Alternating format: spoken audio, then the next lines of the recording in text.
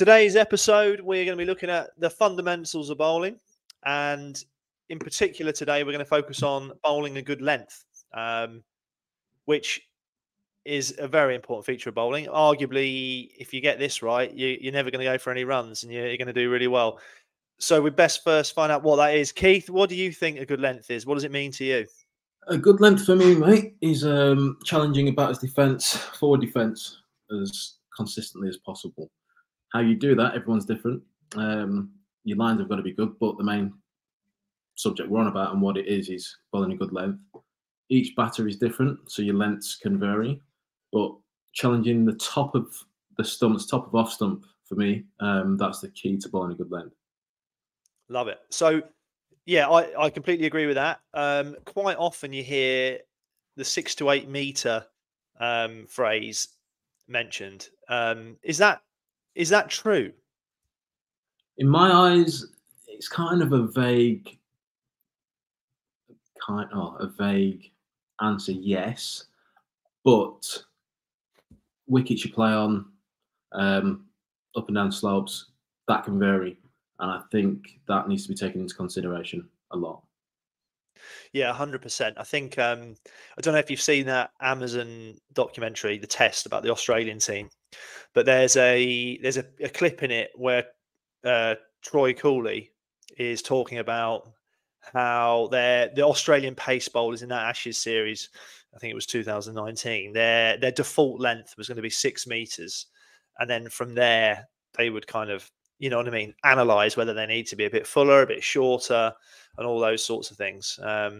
Obviously they're bowling 85 to 90 mile an hour on flat pitches, so that explains why it's a good starting point. In your opinion, is that, or is length something that changes across all levels of play? From playing quite a bit of club cricket as well as county cricket, no.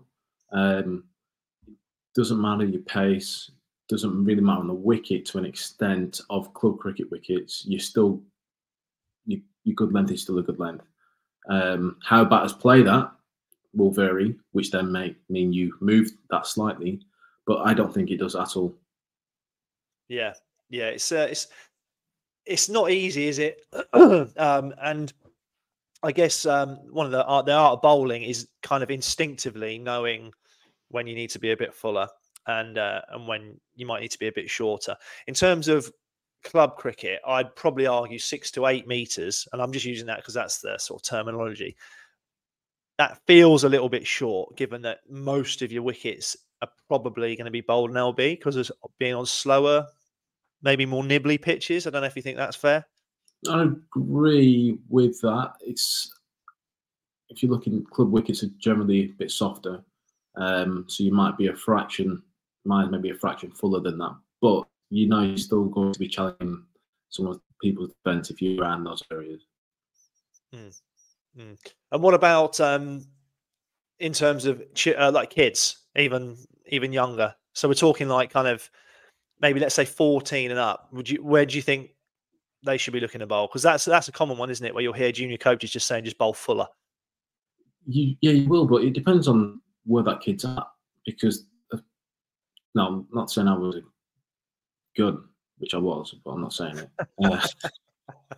But I was playing at 9 years old. I was playing 13 cricket, so I'm playing with grown men. So my length is totally different to what it would have been to a 9-year-old if I was playing the 10s cricket or whatever. So as a youngster, you've got to just kind of almost search a little bit more and seeing what works against other batsmen. But yeah, I think that's a bit more difficult to actually. I don't know how to put it. It's more difficult for them to execute because you don't know what range they could be playing at. Some kids who are playing their own age group one day and then playing 3 or 4 years above themselves, where the lads are taller and get a bigger stride in. So that's kind of more just you've got to keep practicing bowling against different batsmen and trying to get your range right. Yeah, that's fair. That's fair. And obviously, different standards probably have slightly different demands in terms of what length you bowl. What about formats and stuff? Because obviously, luckily we've played T20, we've played one day cricket. Championship cricket in a variety of, different eras, I suppose, because obviously we're a little bit older now. In terms of across the formats, are you still looking to get a batsman playing a forward defensive in a T20, or are you thinking more of that sort of hip high, top of the pad length? I'm not seeing many batters in T20 cricket defend. I've seen one or two leaves in my time randomly, but I kind of feel that if you are bowling that length, championship length, as an example, in T20 cricket, there's a high chance the bat can get the hands through it. And we've just had Clarkey talking to us the other day about how he didn't change his red ball length from his T20 length. But he's someone who's a bit taller, getting a little bit more bounce. So maybe he didn't have to, but I felt myself, I had to bring my length back a foot, maybe, from my red ball length to try and slam the deck harder and kind of hit hip height, somewhere in between the stumps to hip height, I'd say waist height. That's where I was trying to bowl. Yeah, I completely agree with you. Obviously, that podcast with Clarkey will come out after this one because it will. But yeah, you're dead right. He is obviously blessed with some serious height, which enables him perhaps to hold that kind of length in all formats really. And he used to bowl 3 straight through in the power play, didn't he? But I'm with you. I think in white ball, I definitely felt like I had to be slightly on the shorter side, mainly because also the ball does less, so you lose the right to just sort of throw it up there, don't you? Because it's not going to move as much. You can't just kind of throw it up there to get hit back over your head. You've got to kind of be hitting that top of the stumps, thigh pad sort of length. In terms of, again, referring back to your default length, so we haven't exactly agreed on what that is, but let's say it's 6 meters that we're aiming for. We're aiming to get the batsman playing a forward defensive shot that, or play sort of, what's the term I'm looking for? Just on the crease and be a bit stuck on the crease. What conditions can you think of where actually, really you can be fuller than that straight away? Yeah, well, you're looking at softer wickets. It might have been raining, so the wicket is going to be a little bit softer. The ball's going to potentially do a little bit more off the deck. You want to be pushing batters, almost getting them into driving the ball a little bit. You'd rather be driven back past you down the ground than be cut. So you want to almost be a little bit fuller. You're still encouraging face the back quite straight, but chance of nip, whether you're bowling swing or not. If it's a wet wicket, it's going to move off the deck a little bit. So you want to be a little bit fuller there. Conditions, obviously, if it's been quite dry, it's a good batting deck. If you're that bit fuller, you're just going to get pumped back down the ground all day. So you want to bring your length back and almost have the batsman be caught mid-crease where, it's not short enough for them to pull, but it's not full enough for them to get hitting the ball back past you. That would be the times I would look at varying my length with weather conditions. Yeah, no, definitely. It's quite exciting, isn't it, when you see something that's, a little bit green, perhaps it's been overcast in the morning, there's been some bad weather the week before, and you turn up for a championship game and you're like, oh yeah, okay, you can be that little bit more aggressive with the ball, and you can creep up there and bowl a bit fuller. Interestingly, you said about being fuller there. I've sometimes found that if you have a keeper that stands quite deep, they almost make you bowl fuller because you feel like you've got to reach them. Have you ever experienced that? I'm not bowled quick enough for that, mate. I haven't bowled quick enough. Do you know what I will say for myself? I think what I've ended up doing over my time is I've learned to kind of try and from the start get the batsman to be caught mid-crease when I'm bowling from ball one. And if the wicket is flatter, I will still bring my length back a touch, but then also I may even have the keeper up to stop the batsman from maybe coming out the crease, which then your length changes also if the batsman does move out the crease. Keeper up to kind of push him back in the crease, and I'm looking for a bit of an invariable bounce where one might shoot low and they get caught on the crease. But I've not had that experience, mate. One day I hope I can get the keeper further back, but no. No, I'm not saying the keeper being far back is because of me bowling. But to be fair, I've had two keepers actually in my career that like to take the ball a bit lower. A guy called David Nash, who I played with at Middlesex back in the day, and actually currently Harry Swindles at Leicestershire prefers to take the ball kind of below his knee. And obviously, if a wicket is, let's say a wicket is a typical pace, it might be in the UK. Yeah, you can kind of get tricked into being too full because you're trying to get it through to them.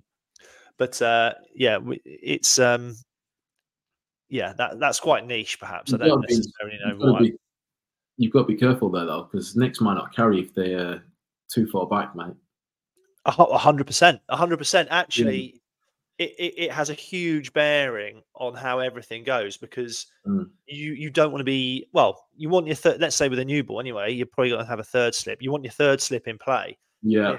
If everyone is too deep. Yeah. Especially down the hill at Grace Road at the minute. Yeah. In fact, I remember you played, Hampshire played Leicester at your place, and I'm sure you nicked off James Vince. But I reckon the keeper might have been a bit too far back there, and he might have got a finger to it, but I think he was too far back when Vincey was on about 5 and he was 50. This is bad memories. Yeah, that was his first ball. It dropped short of third, and did he get a double? He got double 100. No, 150, I think. Oh my god, yeah, he absolutely, literally, that was the only chance he gave away, and then he just panned it everywhere after that. I mean, I'm not saying it's easy to position yourself, but actually, you know, that is something that can happen, and it's. We were going to get to this a little bit later, perhaps in the podcast, but their bowling a good length can get interfered with, can't it? Like you've mentioned, I think you mentioned slopes as being one thing that can alter how you have to bowl a length. Well, perfect example is you at Leicester. Obviously, it's quite a decent slope there, isn't there? Coming up and down there. Yeah. Do you find that you have to adjust your lengths quite a bit, or is it only subtly with the slope there? So, yeah. So I actually found I did a lot of analysis on this because obviously when I moved to Grace Road, I like Grace Road. I thought I'd just move from Edgbaston there and bowl the same. And actually, I was bowling. Frankly, I was bowling quite poorly down the hill. And I've always quite liked bowling up the hill. As a general rule, I've quite liked bowling up the hill because I feel like I disagree. I object to that. The amount of times at Warwickshire where I would run up the hill into the breeze for you to steaming down the slope, I disagree. Okay, well, yeah, that's a good point. I don't know. Okay, I'll take that on board because I think of Hove, for example. Yeah, but Headingley, I like coming up the hill. I don't know. Maybe I'm just weird. But my record from up the hill at Grace Road was better than it was from down the hill. Yeah, basically. However, as a general rule, all bowlers operate better down the hill at Grace Road. So like the stats say you should bowl down the hill at Grace Road if you're the experienced leading bowler in the team or whatever. So I had to do something about it. And I found that down the hill, I actually had to feel like I was hitting the deck more. So obviously, naturally, the ball would end up being a bit fuller. Yeah. But if I didn't rein myself back and try and hit the deck, it would be a bit floaty, if that makes sense. Yeah. Okay. Yeah. I don't know if you can relate to that. Whereas up the hill, I feel like you don't have to think quite so much actually up the hill. I feel like you can run in and it's easier to actually hit a fuller length because you get that bit of extra bounce. At least that's my experience. I don't know if you feel the same way. Well, just from my experience of using Grace Road as the example, I found it more difficult myself coming up than down. Okay. Like I said, I like to kind of hit the deck and try and get batters caught mid-crease. I found it harder to do up the slope. Oh, really? Yeah, I did. I don't know why that was. I think maybe my length wanted to, just because of the slope, wanted to maybe drag a touch too short. So then trying to find my length a bit fuller, opposite way around. So I went a bit too full, and then trying to drag my length a little bit shorter up the slope. I think I struggled with slightly. I still did okay, but it felt a lot more natural coming down the slope. maybe just because the angle that I was able to hit what is more my natural length of crashing top of the stumps, where a bit of breeze and slope behind me. I actually think I got a wicket out of my rough that game as well. It was the year you left, actually. Yeah, that was a funny game. Do you remember? I can remember Trotty the whole game. Found it fascinating that I'd already signed for Leicestershire, but obviously I was playing for Warwickshire, and he just kept shouting, didn't I? Come on, all 10 of us out here, lads! Come on. He was a character. But I remember you mind brilliantly that game. Interestingly, and this is why we're going to have a lot of fun on this podcast, because there's going to be so many conversations that open up just kind of naturally. I feel like I probably run in quicker than you. Is that fair? 100%, yeah. Right. Yeah. So I love when I'm up the hill, I kind of have two cues that I say in my head, and that's hit the deck and run in, or be strong in my run up. So that's what I focus on. So basically, bowling up a hill reinforces both of those. Do you know what I mean? That's just what I find easier. So I think that's why it jives with me. However, you don't really want to have a career where you have to run up every hill that you come across. Do you know what I mean? It's sensible to enjoy bowling down the hill and get good at that. But yeah, I am sorry, by the way, if I've made you come up the hill before in the past when you didn't want to. It's fine. It was just my whole career with me and you at Warwickshire. It's fine. Yeah. The only other thing I would definitely say can interfere, I don't know what your thoughts are, can interfere with length, is when you get either a tall batter someone's got a big stride, or obviously a smaller batter that's quite deep in the crease. But also, which I think goes amiss, is that kind of loose cannon batsman that could leave two balls and then try and smash you off your length. What would you do in that scenario yourself? Well, this is a great question, and we've obviously we're talking about length, and we're trying to really, really simplify it, and you can't, because there's so many little grey areas to it. So if personally if I'm bowling at a batsman who is trying to slog everything that let's say I want to be full because there's a little bit of swing there, but I feel like this bloke's teeing off. Ultimately, that's a good thing if it's moving. However, I would want to create a little bit of doubt, and I'd use my short ball a little bit. Just enough, because if it buys you half a yard, that's all you need. And I actually think that that's probably the best reason to bowl your bouncer quite frequently, is that hopefully that creates an error from a batting point of view in terms of getting forward when maybe it's slightly on the crease or whatever. By having a good bouncer, there's more chance of a batsman making a mistake. Do you know what I mean? Have I explained that properly? Yes. So basically, you're saying is trying to keep the batsman a bit more honest. 100%. 100%. Yeah. Actually, it doesn't matter. It doesn't matter about the outcome of the short ball either. I think that's the thing that people need to. I was just going to go on to that. I was going to ask about that because you mentioned about bouncer. How important is your length with a bouncer? Because I'm sure we've been told you want to get your bouncer above the batsman's head, but from playing experiences, I think that's different. What are your thoughts on that, man? Yeah, this is again.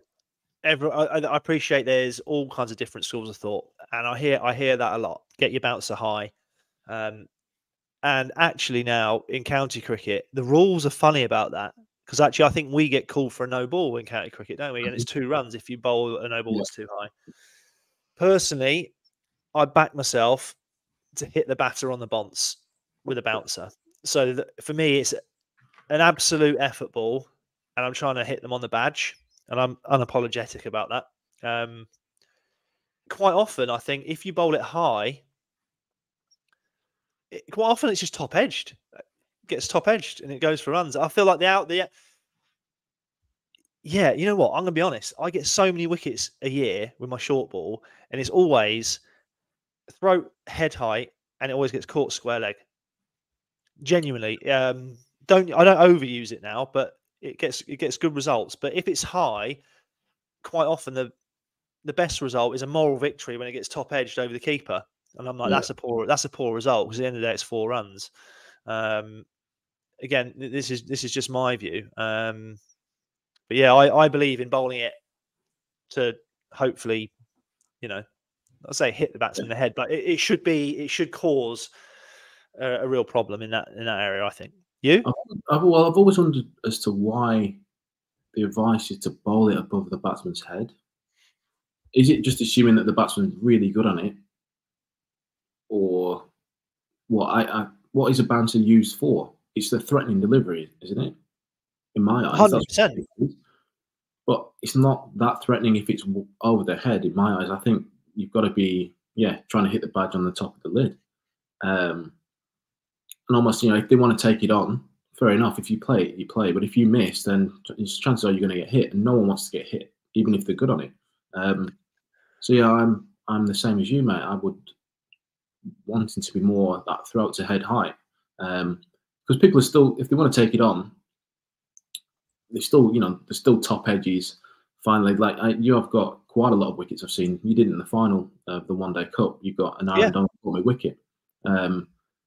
Whereas if that was above his head, he either misses it or it's a potential top edge over the keeper for 4. So yeah, you want to at least make them play it and cause a bit of disruption, like you said, around them and what they're doing.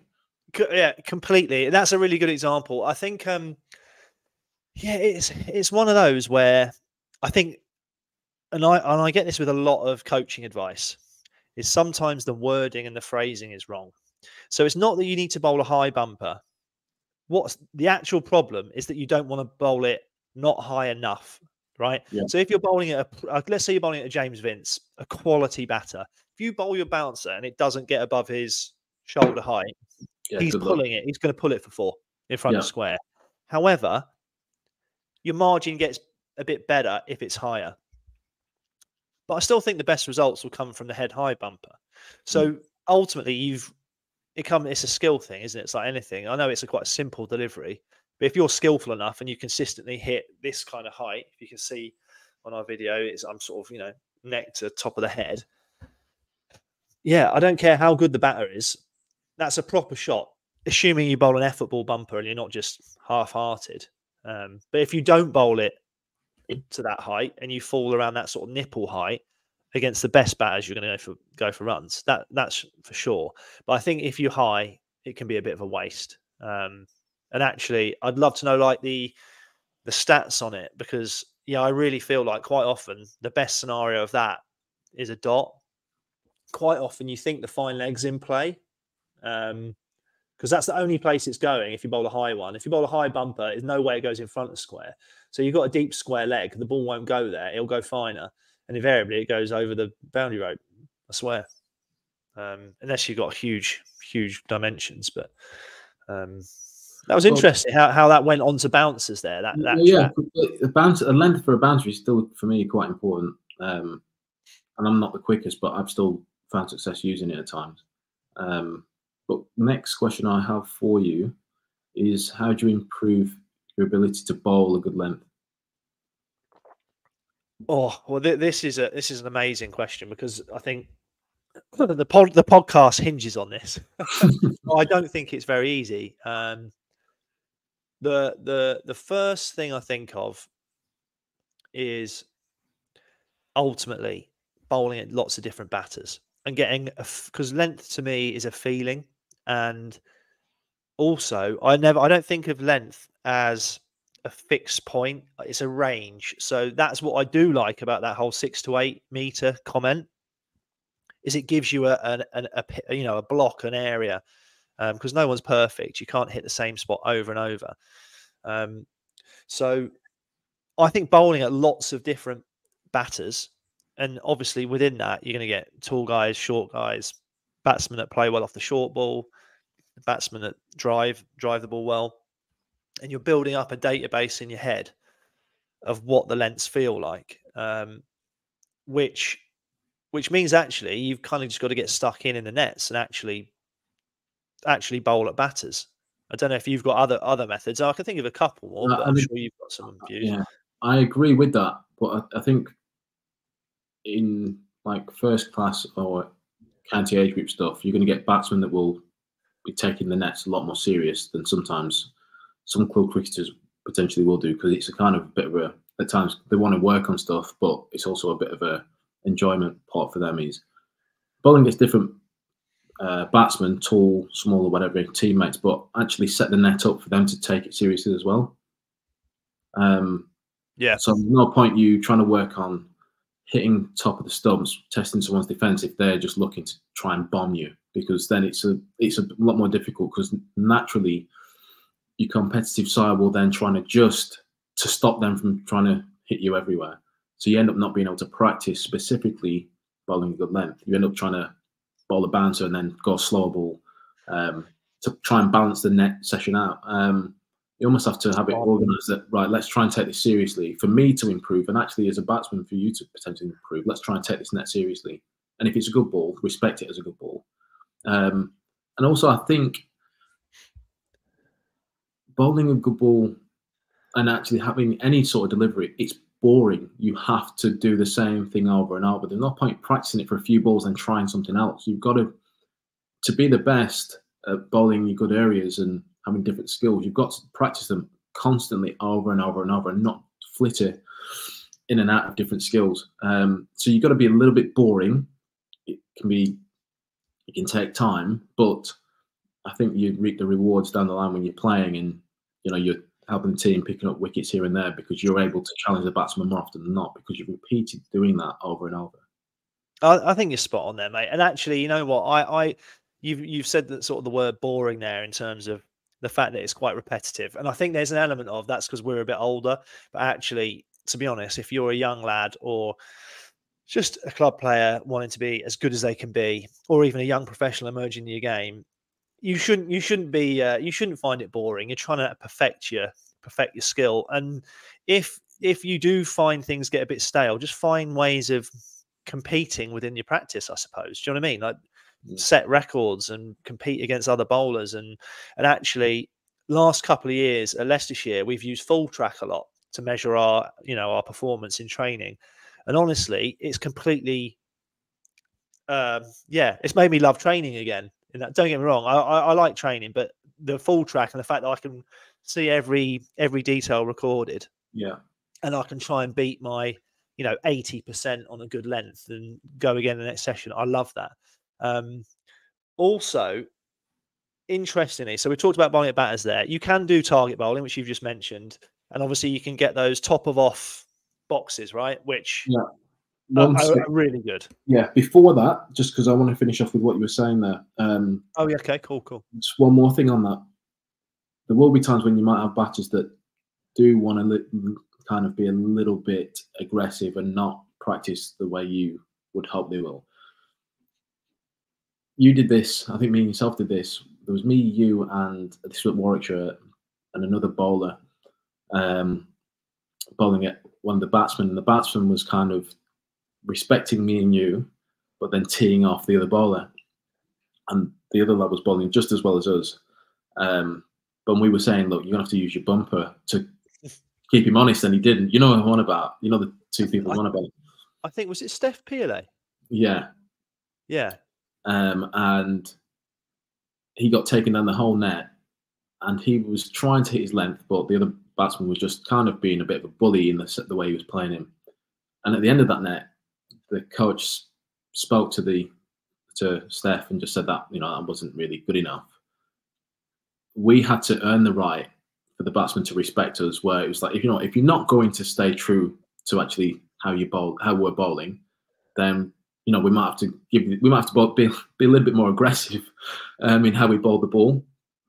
And we got the respect back very quickly, and to then be able to just repeat what we needed to do, which was kind of graft and perfect our skill of bowling a good area. So if that does happen to anyone who's listening, club cricket, you might have to ramp it up a little bit to then, put them back in the place if you can. If not, then just kind of keep trying to graft. I love what you're saying here, because actually at the end of the day, when there's a batter there, to me, it should force you to compete, and you should find yourself getting more competitive. And ultimately, when you cross the line to play a game, you've got to be aggressive. It's you or the batter at the end of the day. And actually, length is a really interesting one, and particularly as you go up levels, is you'll find you'll be up against a good batter or maybe a world-class batter, and you actually can feel yourself in a bit of a wrestling match for your length, can't you? Yeah. Like, think about the very best, arguably, someone like Ricky Ponting. I think he's done a masterclass on Sky where he talks about he has in his own mind, he gives the bowler a little tee cloth of an area to hit. And if they don't hit it, if they hit it short, he pulls it. If he hits it full, he drives it.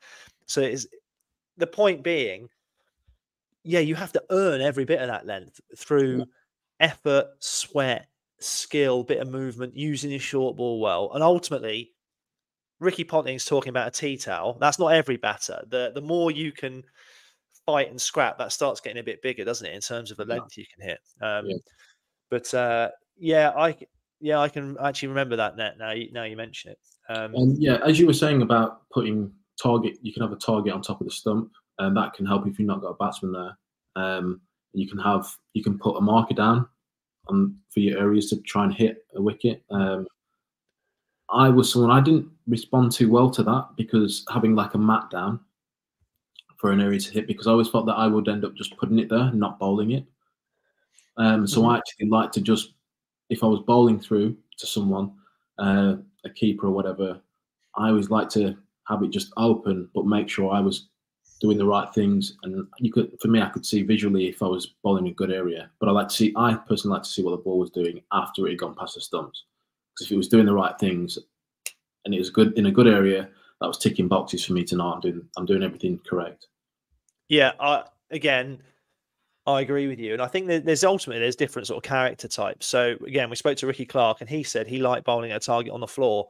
Yeah. Now, when I bowl, I don't look at the floor. I don't look at where I bowl the ball, which actually a lot of bowlers don't. You get bowlers who look at the spot they're bowling, and you get bowlers who look at a broader area, which might include the batter, top of the stumps and stuff. So I would much rather train either or with a pad on the top of the stumps and with a keeper, like you, watch the ball, how it continues to carry and things. I don't get much from bowling at a target on the floor. That's not to say that you can't, because there will be types of people out there who love that. But it is good for measuring, isn't it? Like, I think if you've got full track, great, you can measure your length, whether you look at a spot on the floor or not. Equally, if you're in an indoor school, you can chalk it up, can't you? You can chalk up 5 to 7 meters, 6 to 8, chalk up what you want and see what your outcome is. But that's where you kind of have got to try and figure out what your unique style might be, or what gets you going, isn't it, as a character? Yeah. How are we doing here, Keith? Have we covered off all the points that we wanted to talk about? I think so. I think we've given enough good key points there for length. And hopefully people can try this stuff that we've talked about and see it a little bit more clearer if they were a little bit confused before.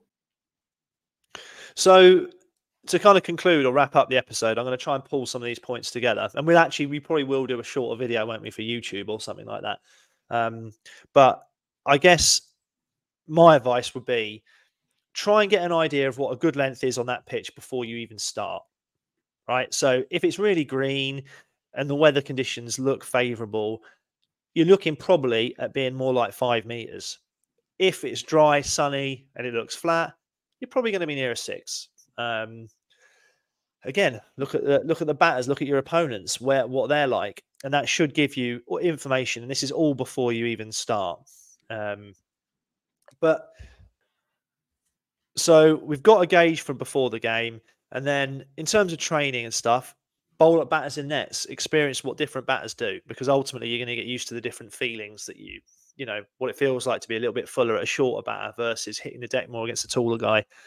And then we talked about, didn't we, target bowling, and about working out what target bowling works for you. Do you like bowling at a fixed target on the floor, or would you rather have a target on the top of the stumps? It's a little bit more of a visual thing there. And finally, use your bumper, because that will buy you a little bit of length for sure. Right, Keith, is there anything else to add? Is that a nice wrap up? Are you happy to leave it there for the day? I'm happy to leave it there, mate. I think it was quite a good one for people to listen to, and hopefully we can get a few more people listening and they put this stuff into practice. Yeah, man, that was great. If you liked it, follow us on all the social media channels, YouTube and these sorts of things. We are on YouTube, so that's the one that we're a little bit behind on at the moment. So join us on there. Right, take it easy, everyone. I'll play the outro music if I can get it right, Keith. But here we go. See you all soon.